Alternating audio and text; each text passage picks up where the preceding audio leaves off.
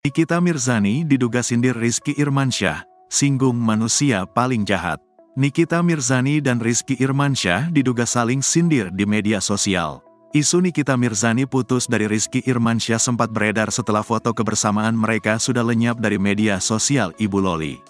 Terlebih, Nikita Mirzani dan Rizky Irmansyah juga sudah saling unfollow di media sosial. Terbaru, Nikita Mirzani sempat membuat postingan yang menyoal playing victim. Pada salah satu unggahannya, ia sempat menyinggung orang yang bersikap playing victim.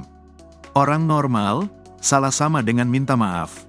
Orang nggak normal, salah sama dengan playing victim, manipulatif, gaslighting, blackmail, bunyi isi unggahan Nikita Mirzani. Manusia paling jahat di muka bumi ialah manusia yang sudah tahu salah tapi tidak merasa dirinya salah.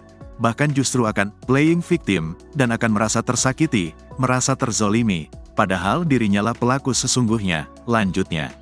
Di sisi lain, Rizky Irmansyah juga melakukan hal serupa dengan Nikita Mirzani. Ia mengunggah ulang kata bijak melalui media sosialnya. Pada postingannya, ia menyinggung soal kritikan. Menurutnya, kritikan bisa membangun tetapi juga bisa menghancurkan orang.